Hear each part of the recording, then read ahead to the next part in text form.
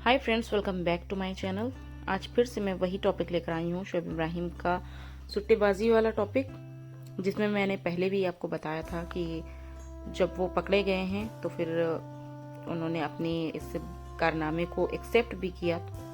लेकिन अभी इन्होंने फिर से अपना नया ब्लॉग डाला, कैंडल लाइट डिनर वाला, जिसमें इन्होंने ये बात फिर से कही कि हाँ, ये गलत है और मुझसे गलती हो गई है, अम्मी पापा को नहीं पता था और एक्सेट्रा एक्सेट्रा बातें उन्होंने कही। लेकिन फिर उन्होंने ये भी कहा कि अब आप इस चीज़ को इशू ना बनाएं, बार बार इस चीज़ का इशू ना बनाएं। तो सीधा टारगेट था उन लोगों पर जो कि इस बात को लेकर उनसे जवाब मांग रहे हैं, क्योंकि उनकी चोरी पकड़ी गई है। अब ये चीज़ को लेकर तो वो झूठे साबित हो गए हैं। जैसा कि मुझे भी इस बात का इल्म नहीं था, मैं भी ये नहीं सोचती थी इनके बारे में।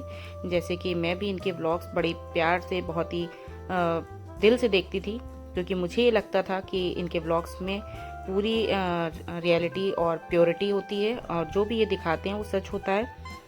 और धीरे धीरे करके अब जो सच्चाई सामने आ रही है, लोगों के कहने पे मैं नहीं जा रही हूँ, जो लोग अभी तक सब लोग कह रहे थे, जो बातें आपके बारे में कही जा रही थी, जो सवालात उठाए जा रहे थे, उन बातों को लेकर मैं यहाँ पर कोई भी बात नहीं करूँगी। मैं यहाँ पर वही बात करूँगी जो आपने खुद साबित की है, क्योंकि आप अपने पुराने ब्लॉग्स में ये सारी बातें कह चुके थे। दीपिका ने भी आपकी बहुत बड़ाइयाँ करते हुए ये बात कही थी कि नहीं, इंडस्ट्री से इसीलिए दूरी बना कर रखते हैं क्योंकि इंडस्ट्री में बहुत से ऐसे काम होते हैं जो वो नहीं करते हैं। और ये सब कहने के बाद आप फिर वही गलती करते हो और उसके बाद कहते हो कि नहीं, इस चीज़ का इशू ना बनाओ। तो फिर इशू कैसे नहीं बनाया जाएगा? जब आपने कहा था तो फिर उस चीज़ पर आपको अमल भी करना चाहिए था, वो चीज़ें आपको अवॉइड करनी चाहिए थी, उन चीज़ों का आपको ख्याल रखना चाहिए था। अब आपने इतने सालों से अपने फैंस से, अपने ऑडियंस से ये सारी चीज़ें छुपा करके रखी हैं। अब आपकी ऑडियंस का भरोसा कैसे जीतोगे? आपके ऑडियंस का भरोसा तो टूट गया ना। अब ऑडियंस तो ये सोचती थी कि नहीं, हमारे शोएब भाई तो ऐसा कुछ करते नहीं हैं, वो तो बहुत सीधे साधे हैं, वो तो बस दीपिका, अम्मी पापा और फैमिली के दायरे में ही रहते हैं, घर के बाहर की दुनिया तो उन्होंने देखी ही नहीं है। लेकिन यहाँ पर तो आप 4 कदम आगे निकले लोगों से। और यहाँ पर बात ये नहीं है कि आप सिगरेट पीते हैं, सिगरेट बहुत सारे लोग पीते हैं, इसका कोई इशू नहीं है।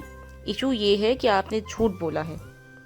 आपकी मैडम ने भी झूठ बोला है, जिस तरह से वो आपकी बड़ाइयाँ चढ़ाइयाँ करती हैं, तारीफ़ें करती हैं। अभी तक तो सब कुछ सच लगता था, लेकिन जो चीज़ सामने आई है, जो झूठ आपका पकड़ा गया है, वो सामने से ये चीज़ को बयां कर रहा है कि हाँ, कुछ न कुछ लोचा आपके ब्लॉग्स में होता है और चीज़ें छुपाई भी जाती हैं। और इसका मतलब यही है साफ साफ कि जब आप एक झूठ बोल सकते हैं तो फिर आपने और भी झूठ बोले होंगे अपनी ऑडियंस के साथ। और अब घूम फिर कर बात ये आती है कि आप ही का डायलॉग है, सच बोलो, अम्मी पापा से कुछ छुपाओ ना, खुश रहो, प्यार बांटो। तो ये सारी चीज़ें जो आप अपनी ऑडियंस से कहते हैं, तो वो चीज़ें आप पर भी लागू होती हैं।